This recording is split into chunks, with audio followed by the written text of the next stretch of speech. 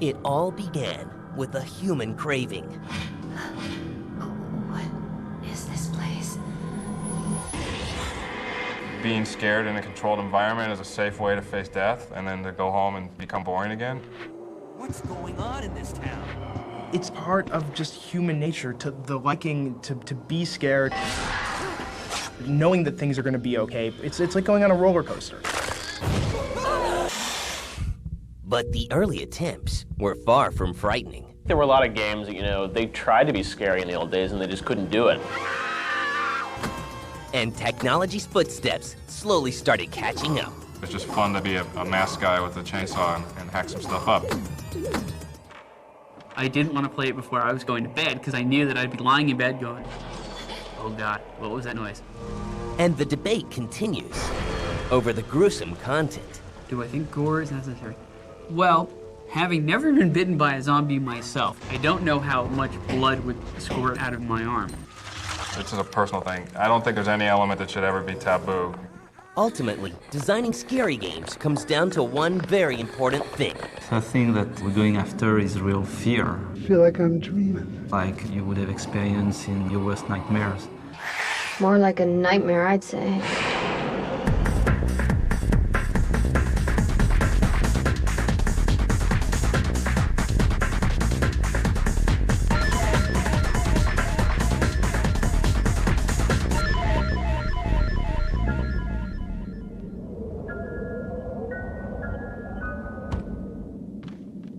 Have you ever fired a gun before? Some psychologists say that when humans are threatened, they experience an increase in strength, power, and even intuition. This is commonly known as an adrenaline rush. And what better place to experience this than sitting face to face with your favorite scary video games? I think people like anything that sort of gets at their emotions. From a basic feeling, I think it's to just like to get scared and have a little bit of a rush. Being scared in a controlled environment is a safe way to face death, and then to go home and become boring again. My dime store psychology degree makes me think that maybe because it makes us feel alive. It's part of just human nature, to the liking to be scared, knowing that things are going to be okay. It's like going on a roller coaster. Creating a video game that actually scares somebody is much more difficult than one may expect. Turn down the lights, lock your door, and look around. Because Haunted House is about to find its way in. That was actually Atari 2600. Holy smokes, that was like the Venture one almost, where they had the little boxes and the little squares. In the early 80s game Haunted House, you as a set of eyes are trapped in a dark maze, hunting for the pieces of a magical urn, all the while trying to avoid a painful death from tarantulas, vampire bats, and even ghosts. Used to be, an environment was literally a square box, in one color. That's not scary. Not quite terrifying. Maybe the only way that you thought you had to die and you had to restart way back in the beginning. That'd probably be the most scariest part in it. But as time progresses, so does the new genre, as new games like Chiller begin creeping up on us. They all sort of stood out as games that weren't scary back in the day. They couldn't get at your emotions. I think the original developers' intent for a lot of the titles is just to make the game how they want to make it, and then think of a horror element afterward. They tried to be scary in the old days and they just couldn't do it. Like the zombie-bashing Splatterhouse. I loved it for its time, but it wasn't because it was scary. It was just fun to be a masked guy with a chainsaw and hack some stuff up, right? Total ripoff of Friday the 13th, total ripoff of horror films, and consequently an awful, awful game. Until the technology got us to a point where you could have very detailed backgrounds and character models, very detailed sound, these things just weren't going to be scary. It was either you really extremely had a horror title, or it was just an action-adventure game that had a lot of shooting and cutting and slicing and blood and all this, and you were trying to make it a horror game. Yet in spite of the primitive technology, Castlevania is released in 1987, and the masses eat it up. If that was done today, fully updated, it probably would have been incredibly scary. But back in the day, you're dealing with, 16 colors of graphics, sound that, is basically what you can create on your telephone keypad. How can you create scariness with that? So it doesn't exactly have you grasping onto your controller, but it does prove that horror can scare up big profits. And in 1992, the hair-raising genre creeps into our computers when the H.P. Lovecraft-inspired Alone in the Dark is released by Infogrames for the PC. I remember going over to a friend's house to play that because, you know, it was one of those like, oh, you gotta come see this game. And you add in creaking doors, the wind, and the sort of ominous soundtrack below that. And I think, you know, what that does is it creates an environment where you actually care about what happens inside of it. That was a brand new experience for the game. It had zombies, it was in 3D, it had cool sound, I turned off the lights, and I had to take a break from time to time because I started getting creeped out. I'd never had an experience like that in gaming. Beyond the blood splattering and spooky sounds, the game had a niche. This game was clearly difficult to play. The puzzle system that was implemented in the game was real hard. Unless you had like 2 or 3 hours to really sit down and play it, you weren't going to get very far. It wasn't the kind of thing like, hey, dude, come play this game, and, you know, it just didn't work that way. And the so-called adrenaline rush comes knocking on our doors. And then they had moments where crap would dump out of the windows at you, right? And you're just like, oh, you know, I've never seen that in a game before. So you'd be like, I'm in trouble here, so it was good. The sales are respectable, but the impression is unforgettable. And the video game industry has a brand new genre that's bound to give you chills. Boom. Alone in the Dark gets the credit for starting the genre.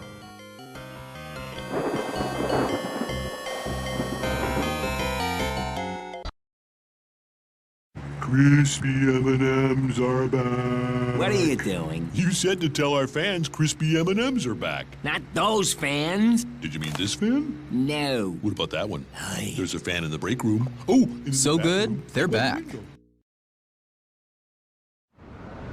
Mine!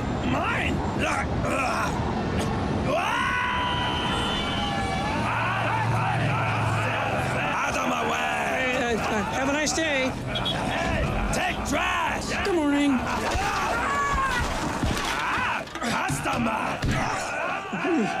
Tip me!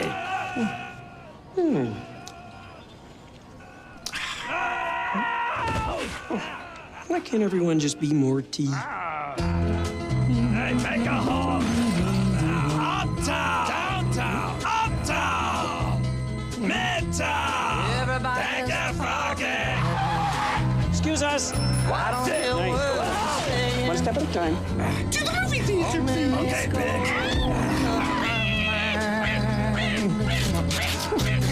Kids. I'm going where the sun keeps shining. Oi, fake a vault! We're here! Pick it! No, I'm not allowed to! Hey, I'm working here! Kermit, how do you cope with all these animals? Just be more tea. That's better. What would I do without you, Kermit? Lipton, be more tea.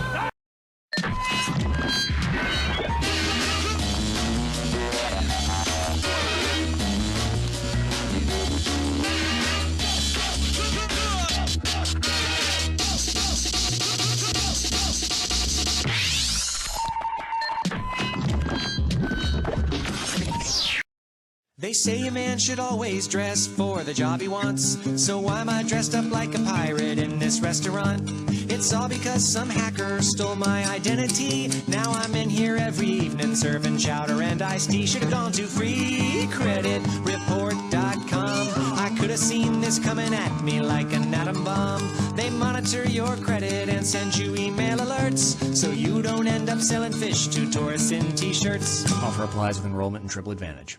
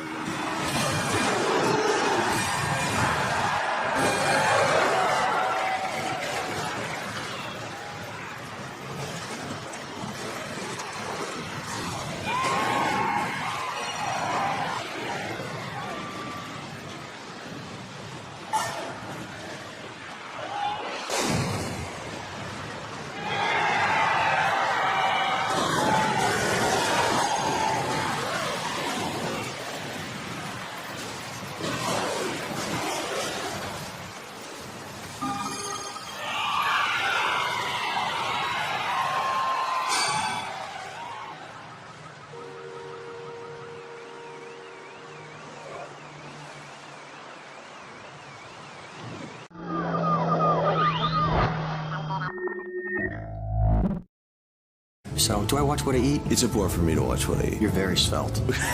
I don't make up the rules. I'm just telling you. You are what you eat. Exactly. You can, yes. I try to take care of myself. Yeah. And of course. It makes a big difference. Of course. Yeah. I want to be my best. Who wants to underachieve? So I fill up with Chevron with Techron. Techron, baby. Well, it's got more cleaning power than any other regular gasoline. Yeah. That's right. He watches what he eats in the mirror. Use the regular with the most cleaning power. Chevron with Techron. You're a smart guy. I know that.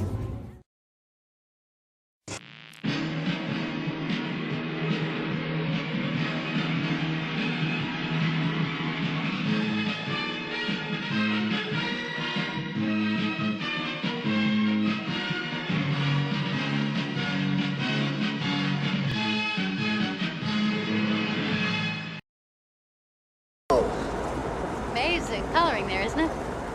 Yeah, look at those pomadas. I bet those tops have got to be spiking about 40,000. That's a good thing. It's a very good thing. She work at the station? Is that where you met her? No, What? I don't want to fight. I'm not fighting, I'm talking. I don't want to fight. She's nice. Ha! Uh-oh, she's not nice. I know what you meant. You do. Yes, so don't do this. Okay, I'm making extremely civilized conversation here. You're biting my head off. Jesus. Yes, she's very nice. No, she does not work at the station. She's a therapist.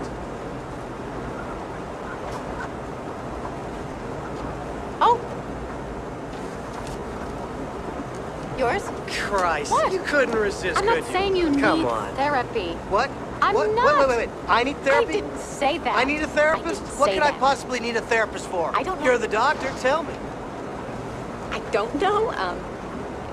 Inability to finish things, finish maybe things? rushing into things you can't quite commit to. Commitment? You asked me. Look. You asked no, me. No, that is bullshit. Look, I may have You walked out, asked. but at least I showed up in the first place. You never had the Okay, slightest there's a idea. whole You road never had the thing slightest going idea on about out there. commitment, what being married means. Like stability and supportiveness. And happy with Melissa? with I know her name. Yes, I'm happy with happy. Melissa. You look I happy. am. Do you hate slicing and dicing? Chopping onions takes forever and makes you cry. Hi, Billy Mays here for the Vidalia Slice It, the miracle machine with 12 precision blades for quick cutting and slicing. Slice onions so fast you won't shed a tear. Shred lettuce in a snap. The Vidalia blades are so sharp they even slice ripe tomatoes. Just place the food in the top of the machine and slice it fast and easy. Make mountains of mushrooms and quick cut peppers for a Western omelet. Sliced potatoes. Make a little or you can make a lot in seconds. For potato salad, potatoes au gratin, or sweet potato fries. Slice delicate eggs for a delicious egg salad. Slice cheese with ease. The Vidalia Slice It cuts through hard salami like a hot knife through butter for a perfect party platter. Cutting is clumsy, but Vidalia cuts tomatoes quickly, cuts peppers like a master chef. Ordinary slicing with a knife takes forever, but Vidalia slices it safely in seconds. The Vidalia Slice It has a built-in measuring cup and airtight storage lid. Cut cucumbers, zucchini, even portobellos for a gourmet pizza, perfect for any party. Call now and we'll send you the Vidalia Slice It complete, along with the built-in measuring cup, storage lid, and cleaning tool for just $19.95. But call right now and get the thick blade and the Wonder Wedge free. Just pay separate processing and handling. Use the Wonder Wedge for lemons, limes, even tough rinds on orange skins. Use the extra thick blade to slice potatoes and more. Slice it fast, slice it easy, slice it safely with Vidalia Slice It. You get it all. The Vidalia Slice It with 12 precision blades, built-in measuring cup, storage lid, and cleaning tool, plus the thick blade and the Wonder Wedge. An incredible $49 value for just $19.95. Here's how to order.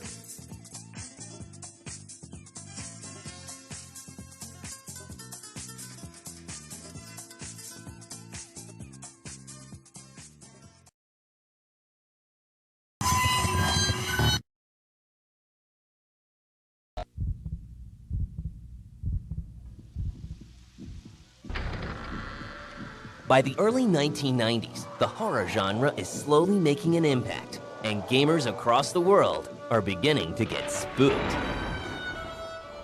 In 1993, CD-ROM games stormed the industry and take Seventh Guest with it. The haunting and taunting puzzle game where ghosts make frequent appearances. It was almost like an adventure-style horror game. In the morning.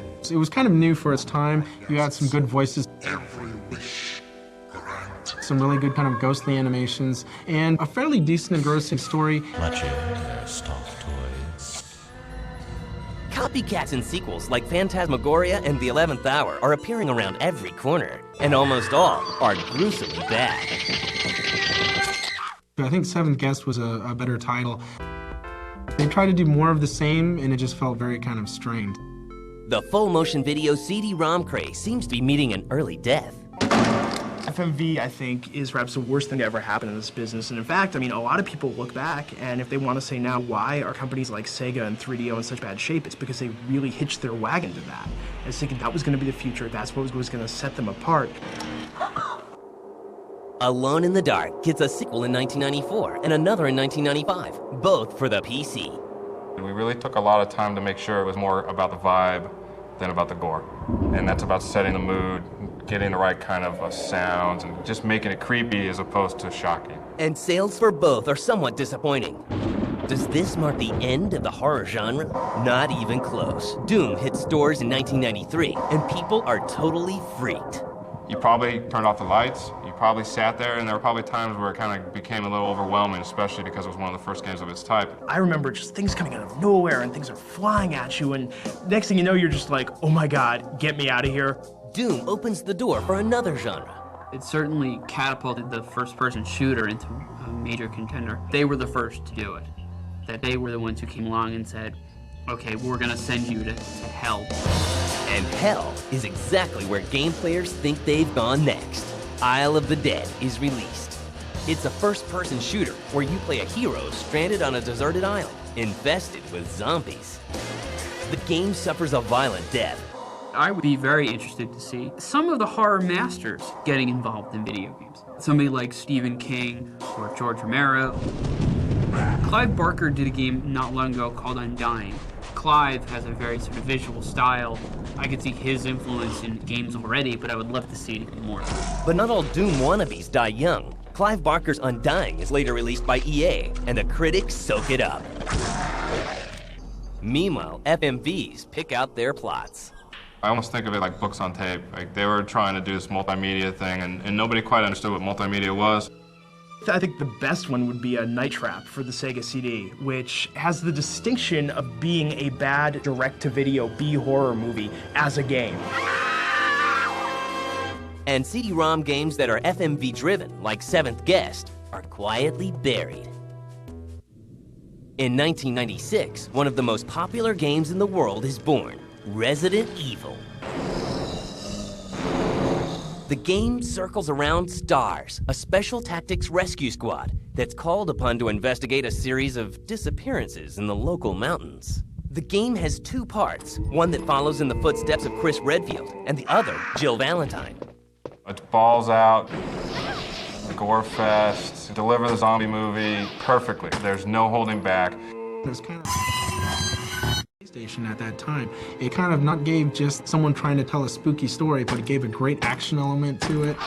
Resident Evil just takes the formula that I think Alone in the Dark established and executes it perfectly. Delivers the zombies, delivers everything about a horror movie. It puts you right there. For me, Resident Evil is where things really started to get scary because you not only had really good use of light and shadow and music, but you had sort of different kinds of scares in that game. You had the zombies, but you also had a certain psychological terror. I was just incredibly frightened. I couldn't believe that a game really did it this well in terms of drawing me in and just scaring the life out of me. And one can't help but acknowledge the creepy similarities between Resident Evil and Alone in the Dark. I remember a lot of people saying that Resident Evil was a lot like Alone in the Dark. We don't care. Capcom took a great idea and did a perfect execution, so hats off to them. You could say that about so many other things. I mean, how many games have now come along and ripped off Resident Evil? Resident Evil blows the competition away. The game came out and people sort of discovered it. You know, it's like you had groups of kids who were playing it with their friends and were scared out of their minds because they didn't know what to expect. And we have a new addition to the genre family, survival horror. The survival horror tag always kind of makes me laugh because the objective in every game really is to survive.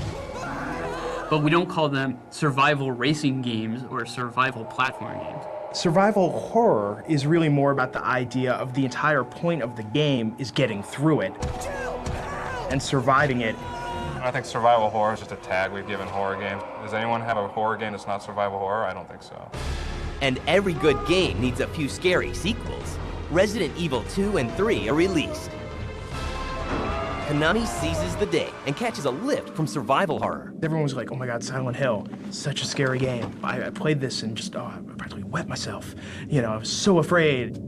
The atmosphere and sound resemble that of a great horror flick, with faint fog, following footsteps, and death-like nurses that send shivers down your spine. Silent Hill does a good job in much the same way I think for me System Shock did, because it kind of puts you in this town. It's all foggy, it's slow-paced, and I think Silent Hill delivers that same creep-out factor. That's what spooks me, is when you actually see these monsters and, you know, they look so lifelike, they're actually sort of swiping at you at the screen. It's the overall ambience of the game. The music, the sound, environment, all the key ingredients are here to make you really frightened. There's a definite gore factor, but it's not quite the head lopping off, arm lopping off, blow my head off festival that Resident Evil can be. And more carbon copies are released, like 1994's D and 1997's Clock Tower. They had a good idea and a good concept. It could have been a lot more for what it was, and I think a lot of it was because of the gameplay. While the gameplay in Capcom's Resident Evil grabbed gamers everywhere, nobody can touch the success of that franchise. Not even Capcom's own Dino Crisis series. Very much Resident Evil, but with dinosaurs, which made it scary because dinosaurs move a lot quicker than zombies do. Parasite Eve wiggles onto the scene in 1998, the mitochondria mutating role-playing game, where the setting feels like Resident Evil, but the gameplay resembles Final Fantasy. It's scary in a way that, yes, there's a lot of shooting and killing the creatures and the mitochondria coming out of the body, fire coming out of the woman's eyes, and that being something that you have to defend yourself against and using weapons. The scariest moment for people who really like the creature features would be some of the cutscenes when the creatures start morphing and coming out at you. But scaring video game fans gets out of control with the release of a game that feels too real.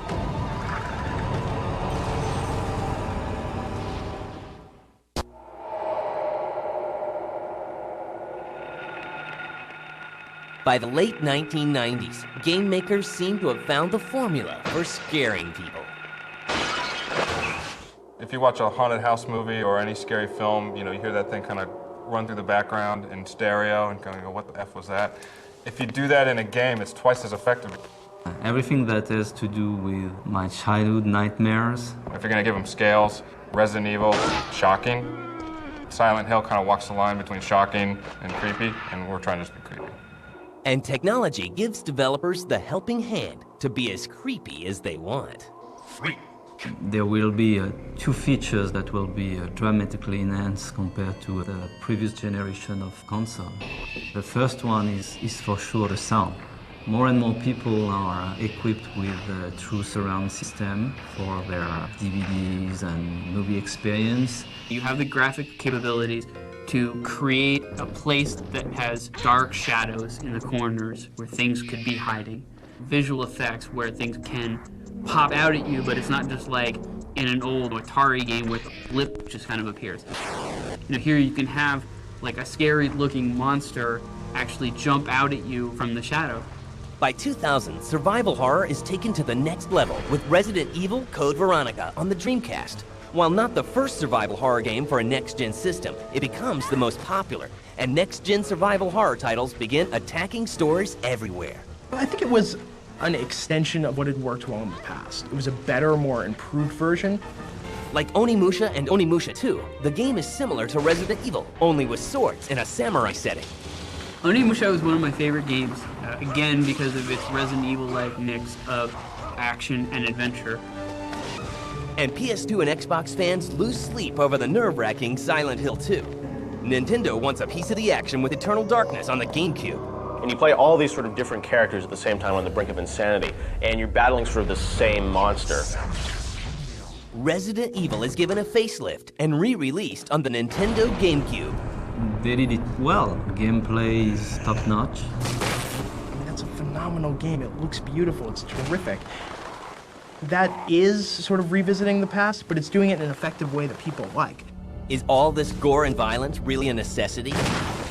We need to bring to the player that fear through different aspects, and violence is just a way to do it.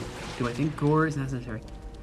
Well, having never been bitten by a zombie myself, I don't know how much blood would squirt out of my arm. But I would imagine that if I was bitten by a zombie, that there would be a certain amount of blood and gore. And so I think if you're going to make a game in which you're trying to be realistic, then gore is necessary. It can be used to embellish the storyline.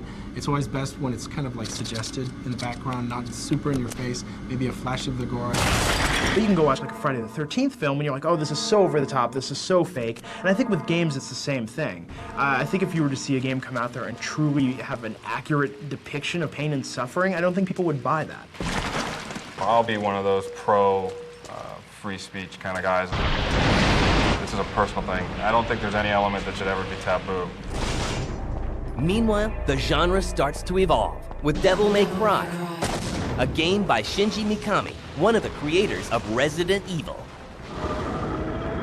The Thing is released in 2002 and proves that video games can instill fear just like horror films.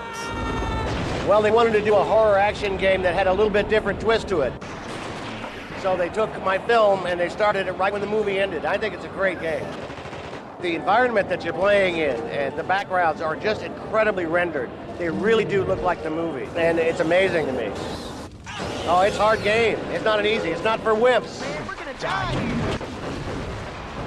And the future looks spooky as ever with Silent Hill 3, Onimusha 3, Resident Evil 0, Doom 3, and Devil May Cry 2, all slated to be released in 2003.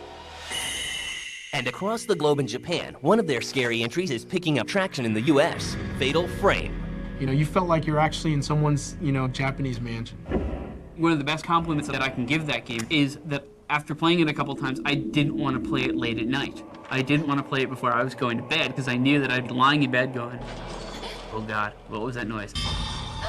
When I was playing the game and I was in a completely silent area, I kept hearing this weird humming noise.